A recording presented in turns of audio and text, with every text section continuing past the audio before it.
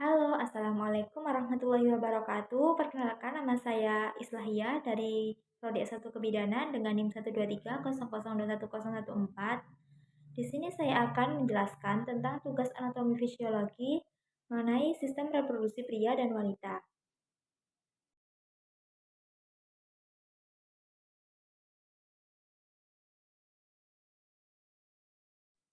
Baik, yang pertama, bagian dari sistem reproduksi pria dan fisiologinya.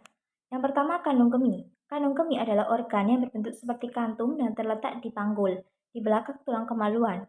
Sebagai bagian sistem sekresi, fungsi utamanya adalah menyimpan urin dari ginjal hingga siap untuk dikeluarkan. Organ ini terdiri dari beberapa lapisan jaringan otot yang dapat menampung urin sebanyak 600 ml. Yang kedua, tulang panggul. Tulang panggul terletak di bagian bawah perut antara kedua tulang pinggul. Tulang ini berfungsi sebagai penyangga berbagai organ dalam sistem pencernaan dan reproduksi. Selain itu, panggul juga memiliki penyambung antara tubuh bagian atas dan bawah.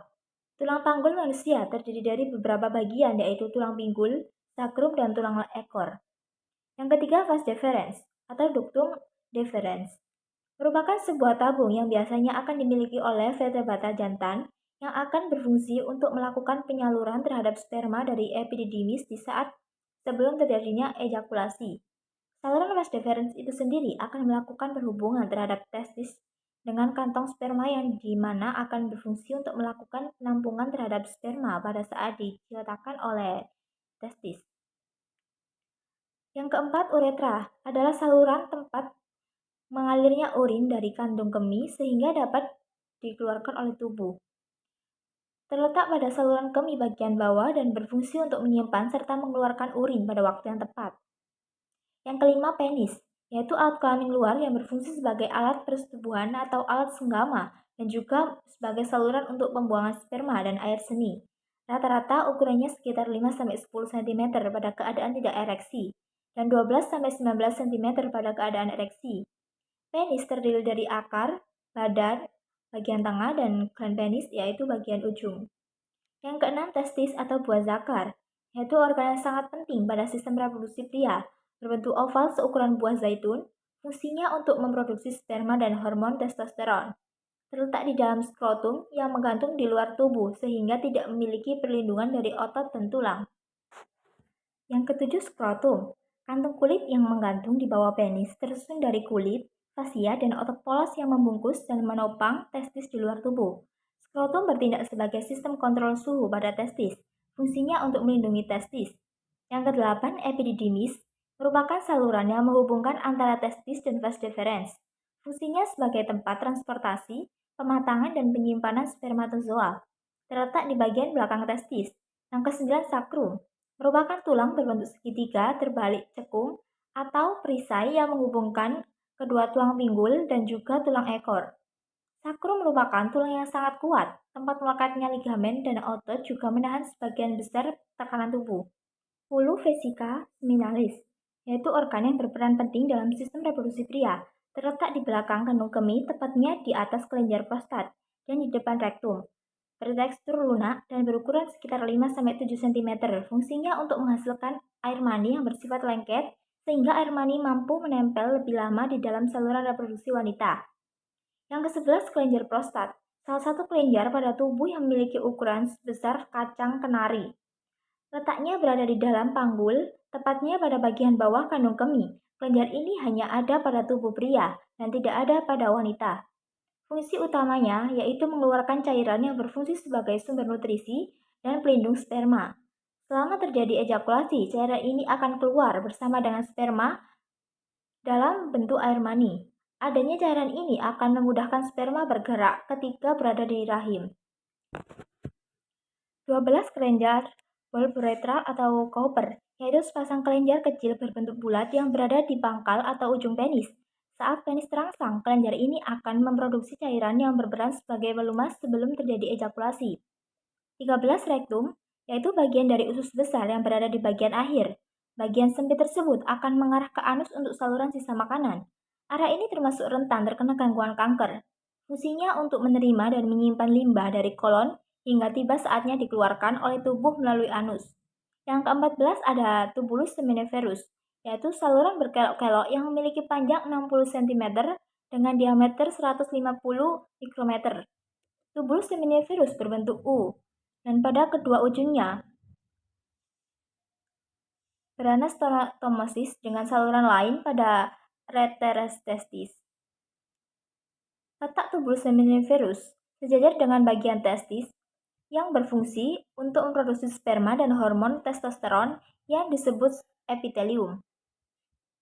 Selanjutnya, vas deferens, yaitu sebuah tabung yang biasanya akan dimiliki oleh vertebrata jantan, yang akan berfungsi untuk melakukan penyaluran terhadap sperma dari epididymis saat sebelum terjadinya ejakulasi. Saluran vas deferens sendiri akan melakukan perhubungan terhadap testis dengan kantong sperma yang dimana akan berfungsi untuk melakukan penampungan terhadap sperma pada saat diciptakan oleh testis. Ke-16, kandung kemih adalah organ berbentuk seperti kantung, terletak di panggul di belakang tulang kemaluan sebagai bagian sistem sekresi. Fungsi utamanya adalah menyimpan urin dari ginjal hingga siap untuk dikeluarkan. Organ ini terdiri dari beberapa lapisan jaringan otot yang dapat menampung urin sebanyak 600 ml. Yang ke-17 ada irisan epididymis, berfungsi sebagai tempat menyimpan sementara sperma sampai sperma menjadi matang dan bergerak menuju vas deferens. Ke-18 ada irisan testis, yang fungsinya untuk memproduksi sperma atau spermatozoa, hormon seks pria seperti testosteron. Selanjutnya uretra, yaitu saluran tempat mengalirnya urin dari kandung kemih sehingga dapat dikeluarkan dari tubuh.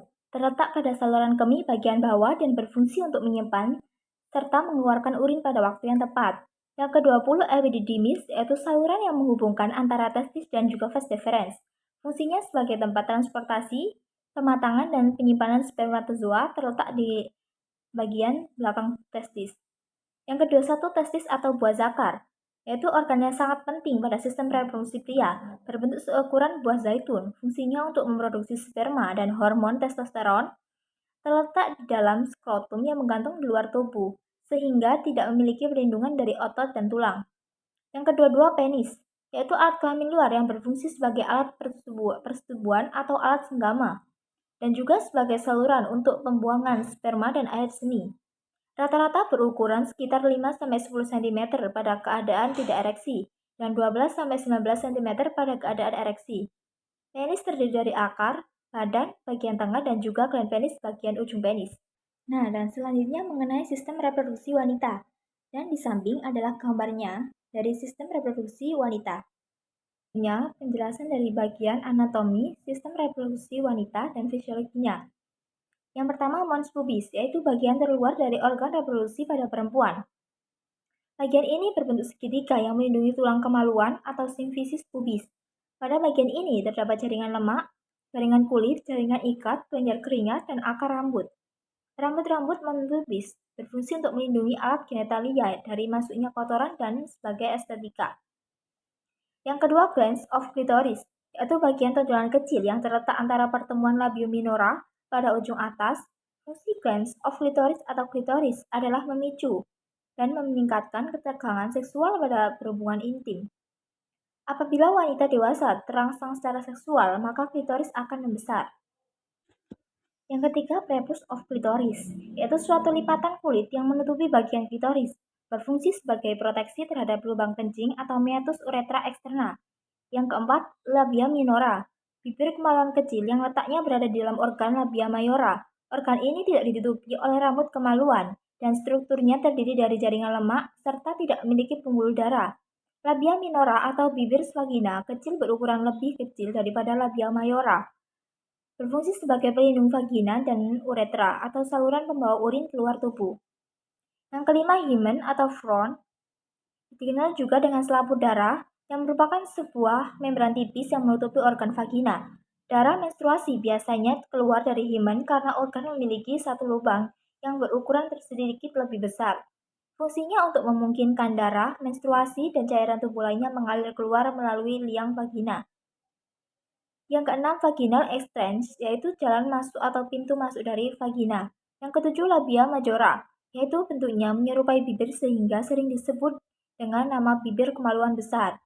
Organ ini terletak di bagian organ mons veneris dan bentuknya memanjang hingga ke premium. Labia mayora tersusun atas jaringan lemak dan kelenjar keringat, berbentuk seperti pembungkus besar, berfungsi untuk melindungi organ reproduksi wanita bagian luar lainnya. Yang ke-8, urethral opening. Bukaan pada uretra atau disebut juga meatus uretra. Fungsinya adalah untuk tempat bukaan atau uretra, yaitu bagian dari saluran kemih. Selanjutnya, vestibule merupakan sebuah pembatas yang ada di antara dua sisi labia minora dan terletak di bagian bawah. Organ ini memiliki saluran kencing yang disebut dengan uretra. Pada vestibulum terdapat muara uretra, dua lubang saluran kelenjar, Bartolini, dua lubang saluran Skene, berfungsi untuk mengeluarkan cairan yang berguna untuk melumasi vagina pada saat bersenggama. Yang ke-10, anus, yaitu saluran pendek pada ujung rektum dan menjadi jalur keluarnya feses. Terletak di bagian tengah, bokong, bagian posterior dari peritoneum. Pembukaan dan penutupan anus diatur oleh otot sphincter. Fungsi anus adalah untuk mengeluarkan feses dari saluran pencernaan. Dan selanjutnya ada ovaries atau indung telur, yaitu sepasang kelenjar reproduksi wanita yang terletak dalam pelvis, yang menghasilkan sel telur atau ovum dan hormon estrogen serta progesteron. Organ ini berfungsi menghasilkan hormon dan melepaskan sel telur agar dapat terjadi kehamilan. Yang kedua, oviduk. Disebut sebagai tuba falopi atau tuba uterin, yaitu adalah saluran sempit yang melekat pada bagian atas rahim. Fungsinya sebagai jalur ovum agar bisa melakukan perjalanan dari area ovarium ke rahim. Fungsi oviduk lainnya adalah sebagai tempat pembuahan sel telur dan juga sperma. Yang ketiga ada follicles, yaitu kantong cairan yang berisi oosit matang untuk membentuk sebuah sel telur. Folikel juga berfungsi untuk menghasilkan estrogen, suatu hormon yang diperlukan untuk perkembangan sel telur. Selanjutnya ada corpus luteum, yaitu sel dengan ukuran bervariasi yang terbentuk di dalam ovarium atau indung telur selama proses ovulasi atau pelepasan sel telur setiap bulannya.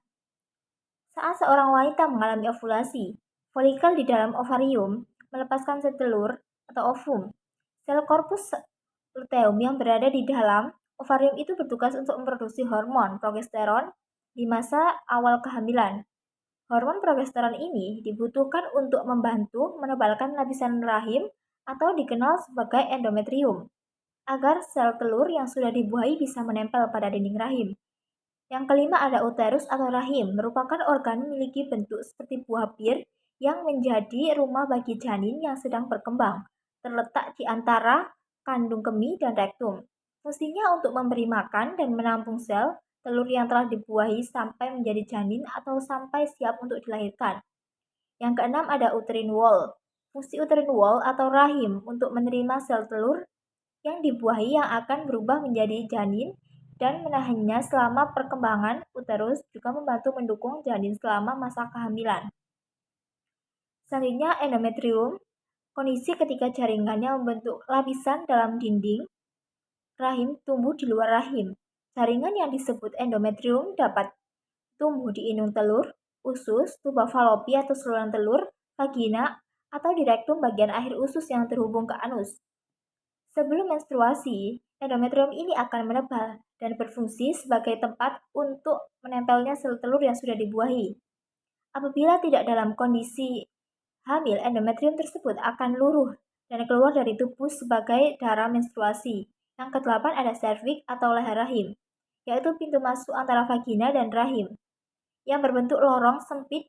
Dinding serviks bersifat fleksibel, maka bisa merekang dan membuka jalan lahir saat persalinan. Salah satu fungsi serviks adalah memproduksi lendir atau mukus. Lendir membantu menyalurkan sperma dari vagina ke rahim saat berhubungan seksual. Yang ke-9 ada vagina, yaitu berada di antara bawah rahim dan tubuh bagian luar. Vagina adalah lorong atau jalan keluar untuk melahirkan dan juga sebagai tempat masuknya penis selama berhubungan seksual. Fungsinya sebagai jalan lahir bayi saat persalinan serta tempat keluarnya darah saat menstruasi. Baik, sekian presentasi dari saya. Apabila ada kesalahan, mohon maaf dan terima kasih. Wassalamualaikum warahmatullahi wabarakatuh.